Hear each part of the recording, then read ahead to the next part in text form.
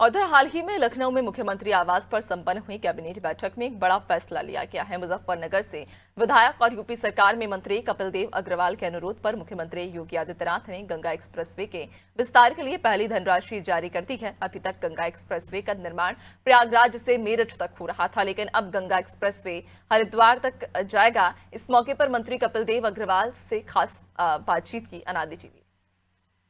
उत्तर प्रदेश की योगी सरकार विकास कार्यों के मामले में नए कीर्तिमान गढ़ रही है और अब गंगा एक्सप्रेसवे का विस्तार होने जा रहा है। कल हुई योगी कैबिनेट की बैठक में मुख्यमंत्री योगी आदित्यनाथ ने 50 करोड़ रुपए की अग्रिम धनराशि जारी की है और वो मेरठ और प्रयागराज के बीच बन रहा गंगा एक्सप्रेसवे अब हरिद्वार तक जाएगा। यानी प्रयागराज से शुरू हुआ गंगा एक्सप्रेसवे मेरठ के आगे हरिद्वार तक जाएगा।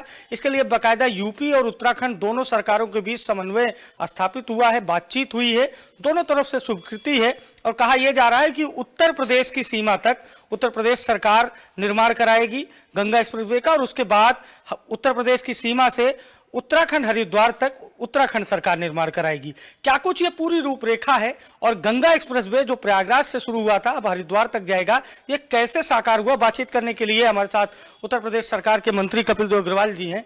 मुजफ्फरनगर से आप आते हैं। ये गंगा एक्सप्रेसवे का जो लाभ है ये अवध से लेकर पश्चिम के क्षेत्र तक है और आपने सरकार से अनुरोध किया था अपने मुखिया योगी आदित्यनाथ से कि इसको हरिद्वार तक ले जाया जाए। देखिए, अभी तक आदरणीय मुख्यमंत्री जी ने फर्स्ट फेज में गंगा एक्सप्रेसवे को मेरठ से प्रयागराज तक लगभग 800 किलोमीटर इसकी स्वीकृति प्रदान करी। काम चल रहा है, बहुत तेजी से उस पर काम चल रहा है। लैंड का एग्जीक्यूशन हो चुका है। अब कैबिनेट की बैठक जब प्रयागराज में थी तो मैंने मुख्यमंत्री से निवेदन किया कि अगर गंगा एक्सप्रेसवे गंगा से नहीं जुड़ेगा तो एक्सप्रेसवे के मायने ही खत्म हो जाएंगे। तो उन्होंने निवेदन को स्वीकार किया, यानी गंगा से गंगा तक, यानी धरातल पे आकर के गंगा आती है हरिद्वार के अंदर और गंगा जी प्रयागराज तक जाएं तो हरिद्वार से शुरू हो। उसी के संबंध में मुख्यमंत्री ने तुरंत उसकी सहमति उसने दी और बहुत हृदय गहराइयों से उनका अभिनंदन करता हूँ। इतने कम समय में उन्होंने कैबिनेट में इस ला करके बजट में ला करके उसकी 50 करोड़ रुपए की स्वीकृति प्रदान कर दी, हाईवे की स्वीकृति प्रदान कर दी है। और आदरणीय पुष्कर सिंह धामी जी से भी मैंने निवेदन किया है, पत्र भी लिखा, उनमें मेरी बातचीत भी हुई है। उन्होंने भी कहा कि जितना हरिद्वार का हिस्सा हुआ उतना हम करेंगे और जितना उत्तर प्रदेश का हिस्सा हो उसको उत्तर प्रदेश सरकार करेगी और दोनों सरकारों को आपस में टाई अप हो रहा है।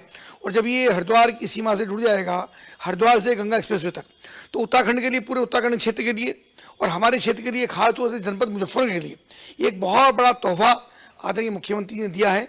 और मुझे इस बात का बहुत गर्व है कि आदरणीय मुख्यमंत्री ने हमारे निवेदन पर इस बात की स्वीकृति प्रदान की।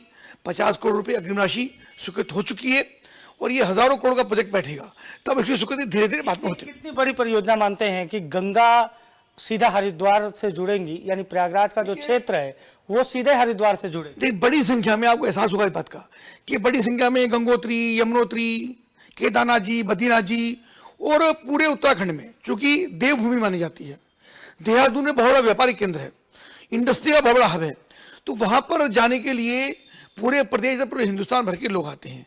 हमेशा बाई एयर कनेक्टिविटी नहीं होती है, तो रोड से भी रास्ता बहुत तेजी के साथ जब ये 6 लेन बनेगा तो एक बड़ी कनेक्टिविटी इसके अंदर हो जाएगी और हरिद्वार से, ऋषिकेश से, देहरादून से सीधे लोग इन मार्गों से होते हुए अपने गंतव्य की ओर पहुंचेंगे। लोग इसे गंगा एक्सप्रेसवे के साथ अब सनातन एक्सप्रेसवे कह रहे हैं और कह रहे हैं कि सनातन की दो प्रमुख जो धुरी है वो आपस में एक होने जा रही है। निश्चित मैंने यही कहा आपसे कि गंगा जी से जुड़े, यानी बाई रोड हरिद्वार से प्रयागराज तक जब गंगा एक्सप्रेसवे जुड़ेगा तो उसका महत्व बहुत ज़्यादा बढ़ जाएगा, व्यापारिक संबंध भी होंगे और यात्रियों के लिए, तीर्थयात्रियों के लिए भी एक बहुत बड़ा उपहार आदरणीय मुख्यमंत्री ने देने का काम किया है और हमारे जनपद के लिए तो बहुत ही बड़ा एक तोहफा उन्होंने दिया है।